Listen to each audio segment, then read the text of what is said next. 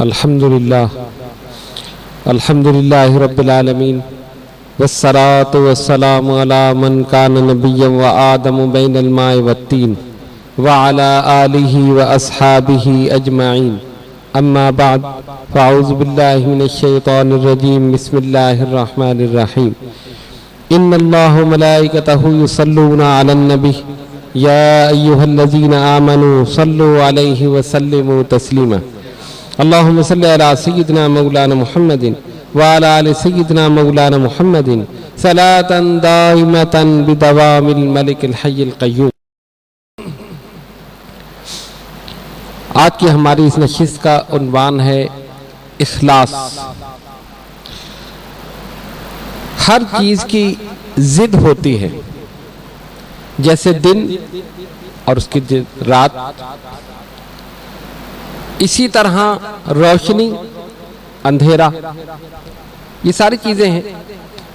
تو اخلاص کی ضد ریاکاری، جہاں اخلاص ہوگا ریاکاری نہیں ہوگی، اور جہاں ریاکاری ہوگی اخلاص ختم ہو جائے گا۔ بات سمجھ رہے ہیں نا؟ سب سے پہلے یہ سمجھیں کہ اخلاص کسے کہتے ہیں، پھر ہم اس پر گفتگو کریں۔ اس سلسلے میں ہم چند حدیثیں آپ کے سامنے پیش کریں گے، جس سے یہ اندازہ ہوگا کہ نبی پاک علیہ الصلوۃ والسلام نے اخلاص کے بارے میں کیا فرمایا۔ پہلی حدیث حضرت انس بن مالک رضی اللہ تعالیٰ عنہ اس کو روایت کرتے ہیں، فرماتے ہیں کہ نبی پاک علیہ الصلوۃ والسلام نے ارشاد فرمایا، جو شخص اس حال میں اس دنیا سے رخصت ہوا کہ وہ اللہ وحدہ کے ساتھ اخلاص پر تھا اور اس کی عبادت میں کسی کو شریک نہیں کرتا تھا، نماز قائم کرتا تھا، زکوٰۃ ادا کرتا تھا، اور اس حال میں مرا کہ اللہ اس پر راضی تھا۔ پہلی چیز یعنی عبادت صرف اللہ کے لیے کرے، نماز قائم کرے، زکوٰۃ ادا کرے، تو سرکار فرماتے وہ اس حال میں مرا کہ اللہ اس سے راضی تھا۔ دوسری حدیث، یہ حدیث سنن ابن ماجہ میں موجود ہے۔ دوسری حدیث حضرت معاذ بن جبل رضی اللہ تعالیٰ عنہ فرماتے ہیں کہ جب انہیں یمن کی طرف بھیجا گیا تو انہوں نے عرض کیا، یا رسول اللہ صلی اللہ علیہ وسلم، مجھے کچھ وصیت فرمائیے۔ سرکار نے فرمایا، اخلاص کے ساتھ اللہ کی اطاعت کرو، تمہیں کم عمل بھی کافی ہوگا۔ اخلاص کے ساتھ اللہ کی اطاعت کرو، یعنی اس میں کوئی دکھاوا نہ ہو، کوئی ریاکاری نہ ہو، تو تمہیں کم عمل بھی کافی ہوگا۔ بہت سا عمل کرنے کے بجائے اگر کم عمل آدمی کرے اور اسی میں اخلاص ہو تو وہی کافی، اور بہت سارا عمل کر رہا ہے اور سب میں دکھاوا ہو، نماز، روزہ، حج، زکوٰۃ، صدقات، خیرات، صدقات اس لیے کہ لوگ مجھے سخی سمجھے، زکوٰۃ اس لیے کہ لوگ مجھے سمجھے کہ بہت بڑا زکوٰۃ ادا کرنے والا ہے، بہت سخی ہے، اسی طرح دیگر اعمال۔ تو یہ سارے اعمال کر رہا ہے، لیکن اگر اس میں ریاکاری ہے، دکھاوا ہے، تو وہ سب بیکار۔ اور عمل کم ہے لیکن اخلاص ہے، تو اس حدیث شریف کے مطابق سرکار نے فرمایا وہی تمہیں کافی۔ تیسری حدیث مصعب بن سعد رضی اللہ تعالیٰ عنہ اپنے والد سے روایت کرتے ہیں کہ ان کا یہ گمان تھا، یعنی ان کے والد کا، کہ ان کو نبی کریم علیہ الصلوۃ والسلام کے ان اصحاب پر فضیلت ہے جن کے پاس ان سے کم مال ہے۔ ہر ایک کے پاس مال برابر نہیں ہوتا نا، کسی کے پاس کم، کسی سے زیادہ۔ تو انہوں نے یہ خیال کیا کہ وہ لوگ جن کے پاس مال کم ہے اور میرے پاس زیادہ ہے، مجھے ان پر فضیلت ہے۔ یہ ان کا گمان تھا، خیال تھا۔ تو نبی پاک علیہ الصلوۃ والسلام نے فرمایا، اللہ تعالیٰ اس امت کی مدد صرف ضعیف مسلمانوں کی دعاؤں، ان کی نمازوں اور ان کے اخلاص کی وجہ سے فرماتا ہے۔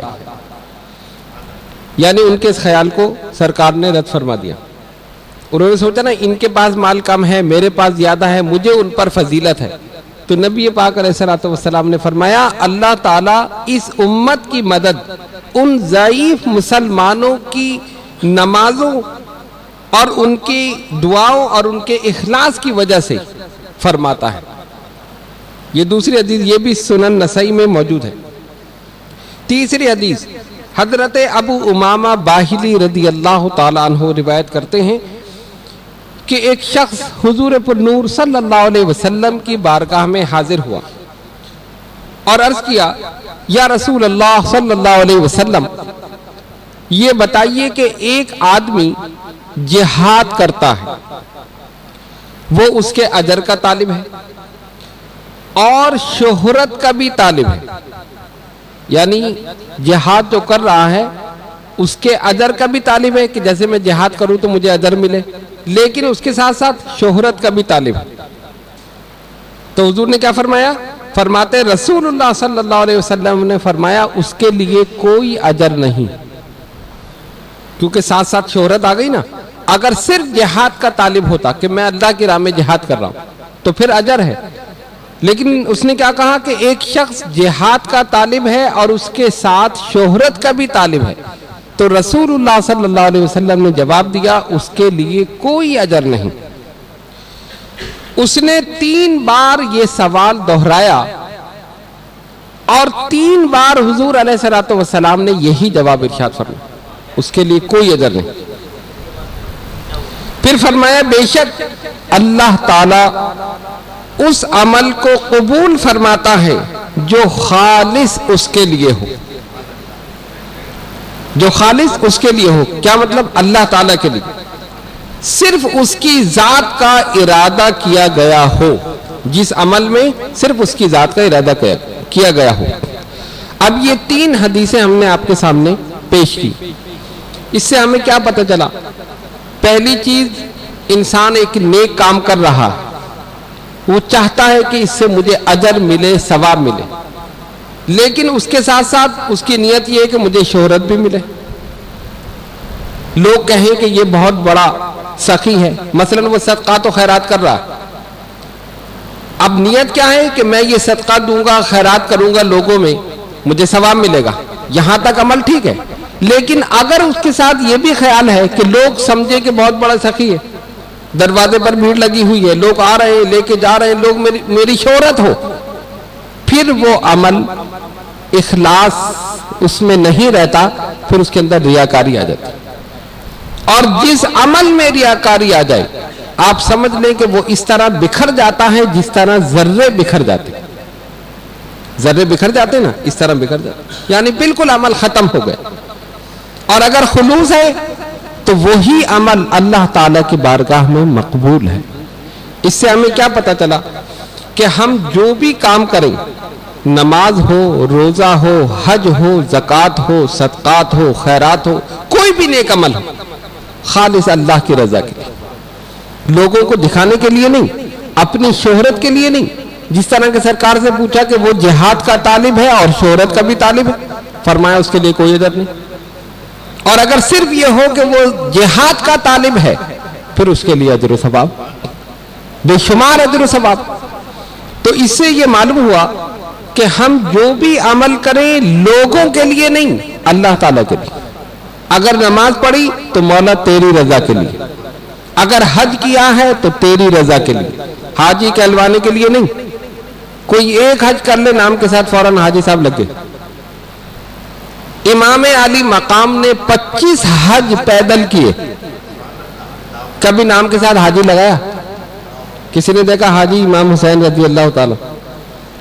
انہوں نے خود لکھا یا کسی نے لکھا؟ نہیں. بزرگان دین اولیاء کاملین نے پیدل حج کیے، کبھی حاجی نہیں لگایا. پتہ نہیں ہمارا حج قبول ہوا یا نہیں. اخلاص خالص اللہ کی رضا کے لیے کوئی بھی عمل ہو، عبادت چھپ کے کرتے رہے، ساری رات جاگ کر عبادت کرتے رہے، کبھی یہ نہیں کہا ہم نے آج پوری رات جاگ کر عبادت کی.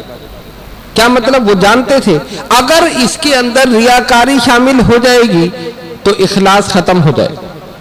اور یاد رکھیں جہاں اخلاص ہوگا ریاکاری نہیں ہوگی، اور جہاں ریاکاری ہوگی اخلاص ختم ہو جائے. اور جیسے ہی ریاکاری داخل ہوتی ہے عمل بکھر جاتا ہے، ذروں کی طرح اڑ جاتا ہے، ختم ہو جاتا ہے۔ کیسے سے کیسا بڑا عمل ہو، زکوٰۃ ہو، صدقات ہو، خیرات ہو، کوئی بھی نیک عمل ہو، جہاں اس کے اندر ریاکاری آ گئی آپ سمجھ لو بالکل ختم ہوگا۔ اور اگر وہ عمل خالص اللہ کی رضا کے لیے ہے تو پھر اسی وقت بارگاہ خداوندی میں مقبول ہے۔ اگر 2 نفل صرف اللہ کی رضا کے لیے ہیں تو وہی قبول ہیں، اور اگر 1000 نفل ہیں اور اس کے اندر ریاکاری ہے وہ سب بیکار۔ اس سے آپ اندازہ کر سکتے ہیں کہ کس طرح ہم اپنے اعمال کو بچا سکتے ہیں، اور ان بزرگان دین اولیاء کاملین نے کس طرح اپنے اعمال کو بچایا۔ ایک صاحب تھے، مشہور تھا کہ یہ آدمی بڑا کنجوس ہے، جو دروازے پہ جائے اس کو مار کے نکال دے، چل بھاگ یہاں سے، بھائی میں غریب ہوں مجھے کچھ دے دو، دھکے دے کے نکلوا دے۔ یار یہ بڑا عجیب آدمی ہے، کسی کو ایک پیسہ نہیں دیتا، کنجوس آدمی ہے، مختلف ناموں سے لوگ اس کو پکار رہے، کبھی دیکھا نہیں کسی کو کچھ دے رہا۔ اور اسی کا جو پڑوسی تھا وہ بڑا سخی تھا، جو ان کے در پہ جائے فوراً جس نے جو مانگا اس کا دگنا دے دیا، کسی نے 1 جوڑا مانگا تو 2 دے دیا، 1000 مانگا تو 2 دے دی۔ اب لوگ کہتے دیکھو دونوں قریب قریب رہتے ہیں، لیکن ایک کتنا کنجوس ہے، دوسرا کتنا سخی ہے۔ اس کے پاس جاؤ تو ایک پیسہ دینے کے لیے تیار نہیں، سیدھے منہ بات نہیں کرتا، اور اسی کے پڑوس میں جاؤ تو جو مانگو وہ دینے کے لیے تیار۔ اچھا، اب جب اس کا انتقال ہوا، جو کنجوس مشہور تھا تو ظاہر ہے جیسا مشہور ہوگا، جیسا لوگ اس کو جانتے ہوں گے پہچانتے ہوں گے ویسے ہی عمل کرے۔ کسی نے کہا بھائی اس کی نماز بھی نہیں پڑھو، وہ کہتا میں گیا تھا مجھے بھگا دیا، وہ کہتا مجھے دھتکار دیا اس نے، مجھے یہ کر دیا، کوئی جانے کے لیے تیار نہیں۔ تو اس کا پڑوسی جو مشہور تھا کہ یہ بڑا سخی ہے وہ آیا، اس نے کہا سنو تم کیوں نہیں جا رہے؟ بھائی تمہیں پتہ ہی ہے کہ یہ کتنا کنجوس آدمی تھا، آج تک کسی کو ایک پیسہ نہیں دیا۔ اس نے کہا نہیں، آج میں اس راز کو فاش کر رہا ہوں، آج اس راز کو فاش کر رہا ہوں۔ کون سا راز؟ کہا سب سے بڑا سخی تو وہی تھا۔ یہ کیسے؟ ہم نے تو کبھی دیتے ہوئے دیکھا نہیں۔ کہا دیکھو میرے پاس کچھ نہیں تھا، میں جو سب کو دیتا تھا میرے پاس کچھ نہیں تھا، ہم دونوں کا گھر برابر تھا، دیوار ایک تھی، اس دیوار میں کھڑکی اس نے بنا دی تھی، اور کہا دیکھو جو میرے دروازے پر آئے میں تو بھگا دوں گا، لیکن جب تمہارے پاس آئے تو تم ادھر سے آ کر کھڑکی میں سے مجھ سے لے لینا اور جا کے اس کو دے دو۔ ریاکاری نہ ہو، دکھاوا نہ ہو، لوگ سمجھے نہیں کہ یہ بہت بڑا سخی ہے دینے والا، مجھے ایسے ہی رہنے دو۔ اس نے کہا میرے پاس کچھ نہیں تھا، میں نے جس کو جو کچھ دیا اسی سے لے کر دیا، جو مانگنے کے لیے آتا تھا میں سیدھے جا کر کھڑکی کو دستک دے دو۔ اس نے کیا ہوا؟ فقیر آیا، کہا لو دے دو۔ کتنا مانگا؟ اس نے کہا 1 پیسہ، ان کا 2 پیسہ دے دو۔ 100 تو کہا چلو 200 دے دو۔ اصل تو وہی تھا، لیکن اس نے مجھ سے یہ وعدہ لیا تھا کہ اس راز کو میری زندگی میں فاش نہیں کرنا، کہیں میرے عمل میں ریاکاری نہ آ جائے، دکھاوا نہ آ جائے، میری نیت میں یہ خیال نہ آ جائے، میرے دل میں یہ خیال پیدا نہ ہو جائے کہ میں بہت بڑا سخی ہوں، دیکھو لوگ مجھے کیا کیا سمجھ رہے ہیں۔ اس لیے اس راز کو راز رہنے دینا، جب میرا انتقال ہو جائے تب اس راز کو فاش کرنا، زندگی میں نہیں کرنا۔ زندگی میں لوگ برا بلا کہتے رہے یہ کنجوس ہے، یہ دیتا نہیں ہے، 1 پیسہ کسی کو نہیں دیا، دھکے دے کے نکال دیا۔ اور جب برابر والے کے پاس جاتے وہ آ کر کھڑکی میں سے اس سے مانگتا، یہ اس کو دے دیتا اور وہ جا کے فقیر کی حاجت روائی کر دیتا۔ یہ ہے اخلاص۔ لوگوں نے اس طرح اپنے عمل کو بچایا ہے، اس طرح اپنے عمل کو بچایا۔ اور جب لوگوں نے سنا کہ واقعی ایسا تھا تو اب دوڑے ہوئے گئے اس کے جنازے میں اور جا کر کرا رہے اصل سخی تو تو ہی تھا، اصل تو تو ہی تھا، ہم تو زندگی میں سمجھ نہیں سکے، اور عزت کے ساتھ اس کو دفن کیا اور اس کے لیے دعائیں کرتے رہے۔ اور ہماری آج کی کیفیت کیا ہے؟ معاشرے کی کیفیت آپ سب جانتے ہیں اور مشاہدہ بھی کرتے ہیں. اگر کسی بیوہ کی مدد کی گئی فوراً فوٹو اخبار میں آ گیا. آتا ہی نہیں آتا. بیواؤں میں سلائی مشینیں تقسیم کی جا رہی, جو تقسیم کر رہا ہے ان کا فوٹو بھی آ رہا ہے. فلاں جگہ اناج تقسیم کیا جا رہا, فلاں غریب کی مدد کی جا رہی ہے, چیک دیے جا رہے ہیں. کیا بعد میں کیش ہو یا نہ ہو؟ دکھاوا ہے نا, ریاکاری. اسلام کیا کہتا ہے؟ اگر ریاکاری آئے گی عمل میں سے اخلاص ختم ہو جائے گا. لہٰذا اپنے اعمال میں اخلاص پیدا کرو. کسی کی مدد کرو خاموشی کے ساتھ, کسی کو پتہ نہ ہو, اسی لیے کہ جس کو بتانا ہے وہ جانتا ہے. اللہ کو بتانے کی ضرورت نہیں نا. علیم بذات الصدور, دلوں میں چھپے ہوئے رازوں کو جانتا ہے, تو اس کو بتانے کی کیا ضرورت ہے؟ آپ چھپ کر مدد کر رہے ہیں وہ جانتا ہے, رات میں کر رہے ہیں وہ جانتا ہے, دن میں کر رہے ہیں وہ جانتا ہے, تو اس کو بتانے کی ضرورت نہیں. جب وہ جانتا ہے, ہمارا تعلق اس سے ہے اور اس کو بتانے کی ضرورت نہیں ہے, تو جب وہ جانتا ہے تو پھر تمام لوگوں کو بتانے کی کیا ضرورت ہے؟ ہمیں صرف رب کو بتانے کی ضرورت ہے, اور وہ اس وقت ہوگا کہ جب عمل میں اخلاص ہوگا. اور جب اخلاص ہوگا ریاکاری نہیں ہوگی, اور جہاں ریاکاری آئے گی اخلاص رخصت ہو جائے گا. اور دوسری بات یاد رکھیے, شیطان کا داؤ بھی اخلاص رکھنے والوں پر نہیں چلتا. جن کی نیتوں میں خلوص ہوتا ہے نا, خالص اللہ کے لیے عبادت کریں, ان پر شیطان کا داؤ نہیں چلتا. اور جو لوگوں کو دکھانے کے لیے کریں وہ فوراً حملہ کرتا ہے اور انہیں گمراہ کر دیتا. شیطان نے اللہ کی بارگاہ میں عرض کی, ثم لآتینہم من بین ایدیہم ومن خلفہم وعن ایمانہم وعن شمائلہم ولا تجد اکثرہم شاکرین. مولا میں تیرے بندوں پر حملہ کروں گا, ان کو بہکاؤں گا. کہاں سے؟ آگے سے, پیچھے سے, دائیں سے, بائیں سے, چاروں طرف سے حملہ کروں گا. وَلَا تَجِدُ أَكْثَرَهُمْ شَاكِرِينَ, اور اس وقت تک نہیں چھوڑوں گا جب تک تیرا ناشکرہ اور نافرمان نہ بنے. اس وقت تک نہیں چھوڑوں گا. لیکن دو جہتیں شیطان نے چھوڑ دی. اس نے کتنی جہتیں بیان کی؟ 4. آگے سے, پیچھے سے, دائیں سے, بائیں سے. 2 جہتیں چھوڑ دی. کون سی؟ اوپر سے اور نیچے سے. یہ نہیں کہا نا کہ اوپر سے بہکاؤں گا, یہ نہیں کہا نیچے سے بہکاؤں, نہیں. من بین ایدیہم ومن خلفہم وعن ایمانہم وعن شمائل. 4. 2 جہتیں کیوں چھوڑ دی؟ اس لیے چھوڑ دی, علماء نے لکھا, انسان جب نماز پڑھتا ہے تو سجدہ کرتا ہے نا, تو کہاں کرتا ہے؟ نیچے کی طرف. جھکتا ہے نیچے کی طرف.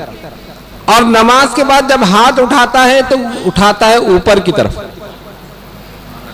سجدہ نیچے کی طرف, دعا کے لیے ہاتھ اٹھاتا ہے اوپر کی طرف.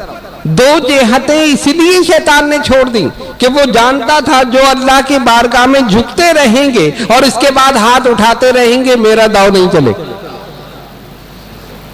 2 جہتیں چھوڑ, جھکتے رہیں گے اور اس کے بعد ہاتھ اٹھاتے رہیں گے. پتہ چلا کہ جھکنا بھی ضروری ہے اور نماز کے بعد دعا کرنا بھی ضروری.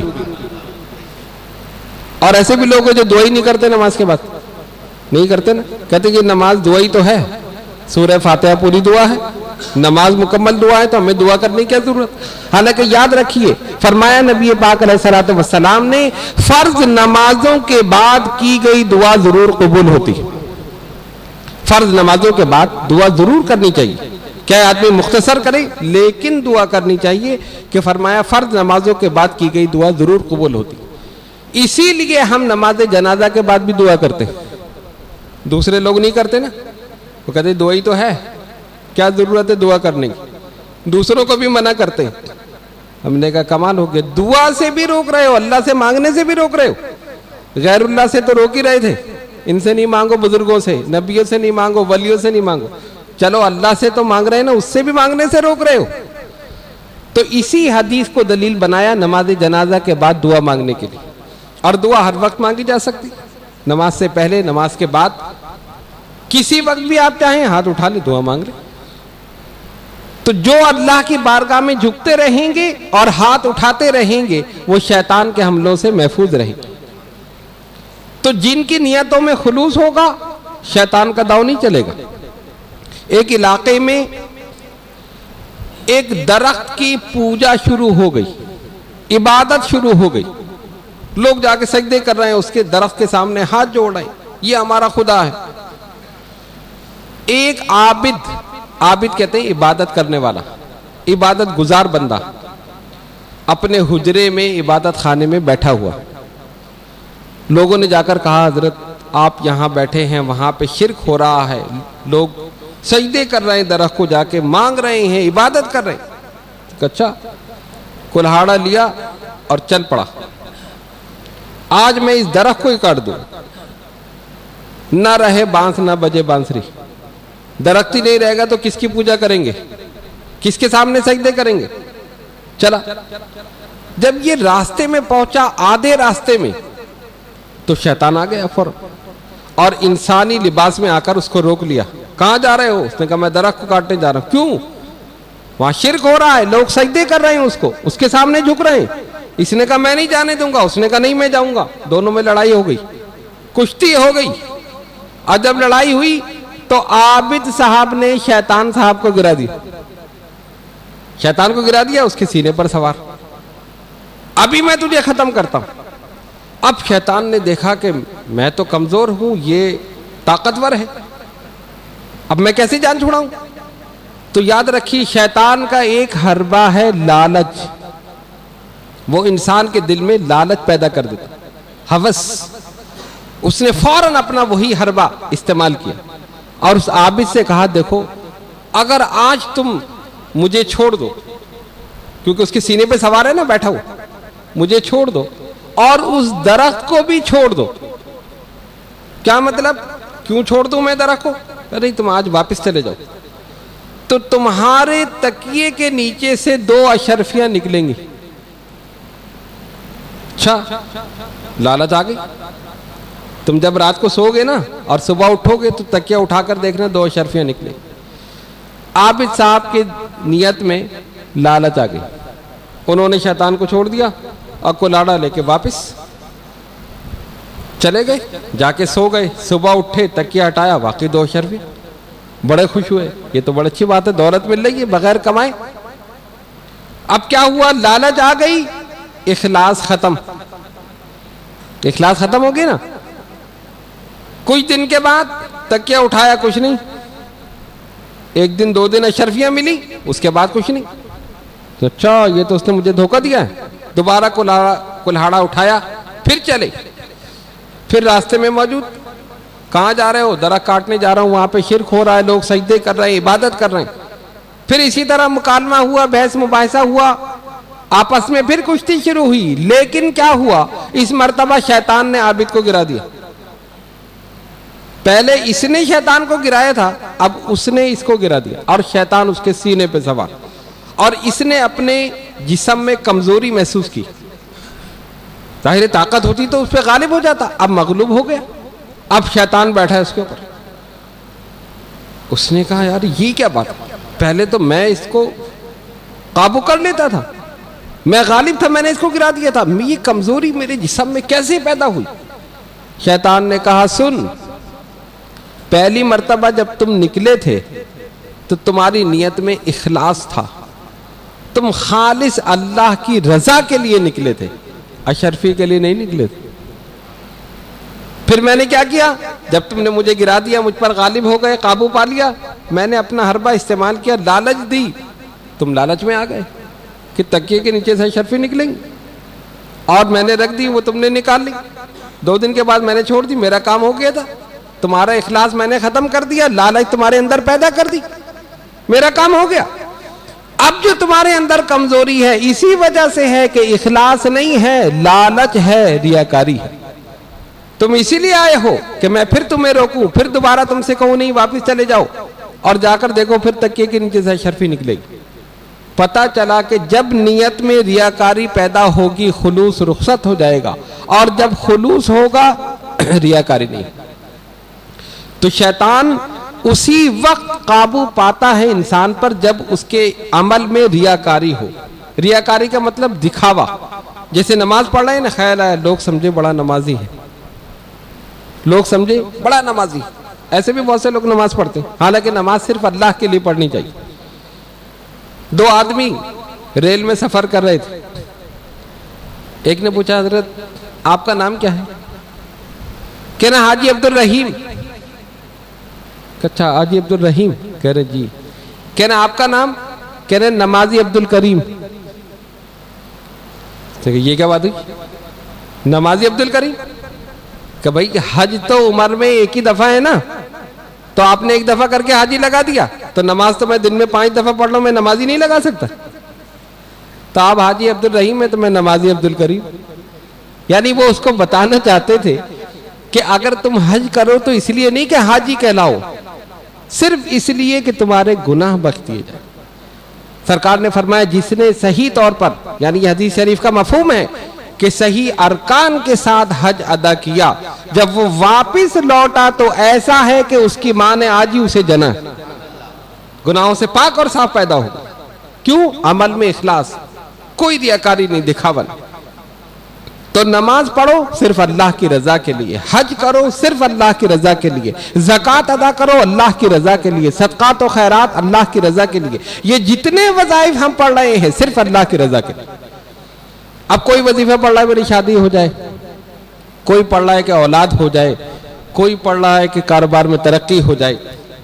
اگر صرف نیت یہ رکھو کہ میرا رب مجھ سے راضی ہو جائے تو سارے کام خود بخود ہو۔ تو ان بزرگان دین اولیاء کاملین نے جو کچھ پڑھا صرف اللہ کی رضا کے لیے۔ وہ جانتے تھے کہ اس کی رضا پر سب کی رضا موقوف ہے، جب یہ راضی ہے تو سب راضی۔ سلطان محمود غزنوی نے ایک دن بڑے جوش میں آئے، کہا ہیرے جواہرات لاؤ، لے آئے، کہا یہاں پھیلا دو، پھیلا دیا۔ دربار میں جتنے لوگ تھے کہا اٹھا لو، جس کو جو چاہیے لے لو۔ درباری تو بڑے اٹھا اٹھا کے جیب میں بھر رہے ہیں۔ آج تو ہیرے جواہرات بادشاہ کی طرف سے اذن عام ہے، اعلان ہے، کہا جس کو جو چاہے، جو جتنا چاہے لے لے، سب لے رہے ہیں۔ تو محمود غزنوی کا غلام ایاز، بڑا وفادار غلام، وہ خاموش کھڑا، کچھ نہیں لیا۔ محمود نے دیکھا ایاز تمہیں کچھ نہیں چاہیے، یہ دیکھو سارے لوگ لوٹ رہے، تمہیں کیا چاہیے؟ وہ وہاں سے چلتا ہوا آیا، بادشاہ کے کندھے پر ہاتھ رکھا، مجھے یہ چاہیے اور کچھ نہیں چاہیے، مجھے یہ چاہیے، یعنی آپ چاہیے بس۔ کیوں؟ جب بادشاہ میرا ہو گیا تو ساری بادشاہت میری۔ کیسی بات؟ جب بادشاہ میرا ہو گیا تو ساری بادشاہت میری۔ ارے یہ ہیرے جواہرات جو لوٹ رہے ہیں تو چند دنوں میں ختم ہو جائیں گے، کوئی بیچ دے گا، کوئی کچھ کر لے گا، ختم ہو جائیں گے۔ لیکن اگر بادشاہ میرا ہے، جب تک بادشاہ موجود ہے ساری بادشاہت میری، جو میں چاہوں گا کروں گا۔ تو یہ تو ایک دنیاوی مثال تھی۔ ان بزرگان دین اولیاء کاملین نے اسی نقطے کو سمجھا کہ خدا کی بادشاہت قیامت تک کے لیے ہے، ہمیشہ سے ہے، ہمیشہ رہے گا، ازل سے ہے، ابد تک رہے گا، شروع سے ہے، آخر تک رہے گا۔ تو انہوں نے کہا اسی کو راضی کر لو، جب یہ راضی ہو گیا، رب راضی تو جگ راضی، جب یہ راضی ہو گیا تو سب راضی ہو گئے۔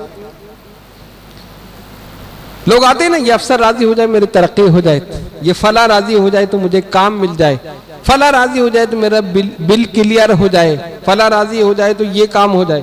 یہ ساری چیزیں ہیں نا، رضا پر ہی موقوف ہے، لیکن یہ نہیں سوچتے کہ جب وہ راضی ہو جائے تو یہ خود بخود راضی ہو جائے۔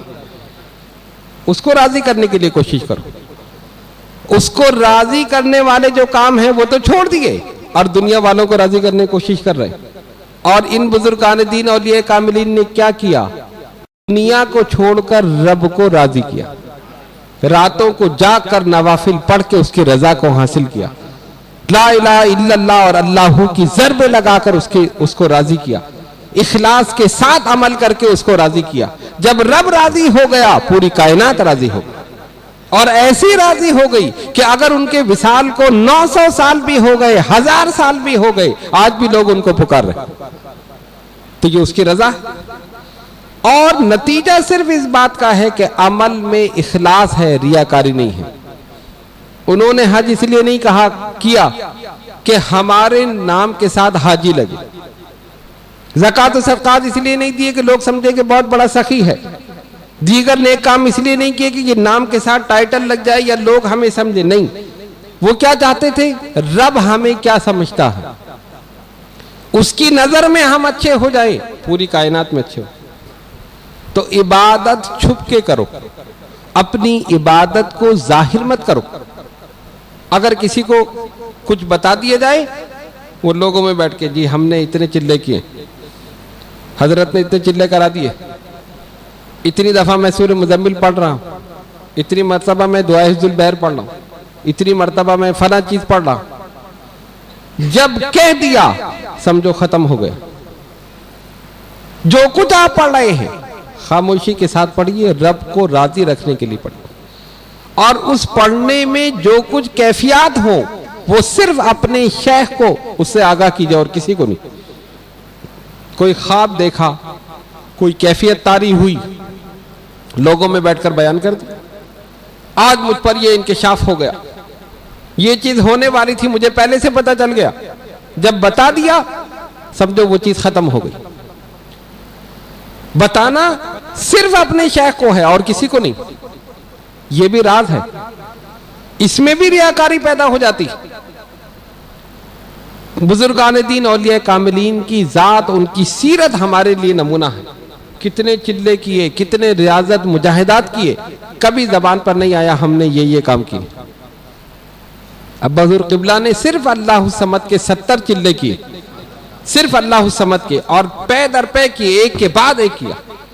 فرماتے جس طرف میں نظر ڈالتا تھا مجھے اللہ الصمد لکھا ہوا نظر آتا، قلب و ذہن میں یہ لفظ اتر گیا تھا، لیکن کبھی زبان سے سنا کہ میں نے یہ کیا ہے؟ نہیں، کبھی کسی کے سامنے ظاہر نہیں کیا، چھپاتے رہے چھپاتے رہے۔ ہمیں جس کو راضی کرنا ہے وہ جانتا ہے، جس کو بتانا ہے وہ جانتا ہے۔ رات میں جا کر عبادت کی، اللہ تبارک و تعالی نے قبول کر لی، اس لیے کہ اخلاص تھا۔ تو آپ کیونکہ اہل طریقت ہیں، اہل محبت ہیں، راہ سلوک کے مسافر ہیں، اس لیے آپ پر، ہم سب پر یہ لازم ہے کہ ہم اپنی عبادات کو چھپائیں، ظاہر نہ کریں کہ ہم کیا پڑھ رہے ہیں۔ تجھے کیا ملا، کیوں ملا، کس نے بخشا، کہیں ذکر آیا تو اچھا نہ ہو۔ یہ ایک شعر ہے، تجھے کیا ملا، کیوں ملا، کس نے بخشا، کہیں ذکر آیا تو اچھا نہ ہوگا۔ کبھی بھول کر غیر کے نقش پا کو جبی سے لگایا تو اچھا نہ ہو۔ ہزاروں مصائب ہیں راہ طلب میں، اگر ہچکچایا تو اچھا نہ ہو۔ کچھ بھی مگر جو قدم اٹھ گیا ہے وہ پیچھے ہٹایا تو اچھا نہ ہوگا۔ سمجھ گئے؟ یاد رکھنا، کچھ بھی مگر جو قدم اٹھ گیا ہے وہ پیچھے ہٹایا تو اچھا نہ ہوگا۔ ہماری عطا کی ہوئی بے خودی سے اگر ہوش آیا تو اچھا نہ ہوگا۔ یہ کہہ کر انہوں نے مجھے راز سونپا، یہ کہہ کر انہوں نے مجھے راز سونپا، کسی کو بتایا تو اچھا نہ ہو۔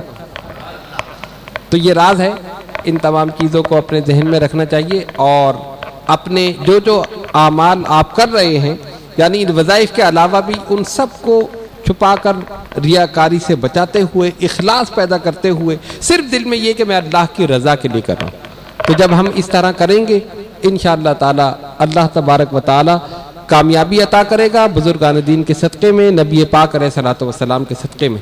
آئیے دعا کریں اللہ رب العالمین ہم سب کی نیتوں میں اخلاص پیدا فرما، مولا ریاکاری کو ہم سے دور کر دے، دکھاوا ہم سے دور کر دے، ان تمام چیزوں کو ہم سے دور کر دے، ہماری نیتوں میں خالص طور پر ہماری نیتوں میں اخلاص پیدا کر دے، خلوص اور محبت پیدا کر دے۔ یا اللہ ہم سب کے صغیرہ و کبیرہ گناہوں کو معاف فرما، یا اللہ ہماری نمازوں کو قبول فرما، یا اللہ ہمارے سجدوں کو قبول فرما، یا اللہ جو بیمار ہیں انہیں شفائے کامل عطا فرما، جو کسی پریشانی میں مبتلا ہے ان کی پریشانیوں کو دور کر دے، جو قرض دار ہیں انہیں بارے قرضے سے دوشی فرما، جو بے اولاد ہیں انہیں نیک اولاد عطا فرما۔ جو صاحب اولاد ہے ان کی اولاد کو ان کا فرما بردار بنا۔ اے الہ العالمین، یہ تمام حضرات اور خواتین جو دور دراز مقامات سے اس نشست میں شرکت کرنے کے لیے حاضر ہوئے، مولا ان سب کی حاضری کو قبول فرما، ان سب پر اپنی رحمتیں برکتیں نازل فرما، ان کے علم میں، عمل میں، عمر میں برکت عطا فرما، ان کے روزگار میں ترقی عطا فرما، ان کی ظاہری، باطنی، روحانی، جسمانی بیماریوں کو، پریشانیوں کو ہمیشہ ہمیشہ کے لیے دور فرما۔ ان اللہ و ملائکتہ یصلون علی النبی یا ایھا الذین آمنوا صلوا علیہ وسلموا تسلیما۔ اللہم صلی علی سیدنا مولانا محمد وعلی آل سیدنا مولانا محمد صلاۃ دائمۃ بدوام الملک الحی القیوم۔ سبحان ربک رب العزۃ عما یصفون وسلام علی المرسلین والحمد للہ رب العالمین۔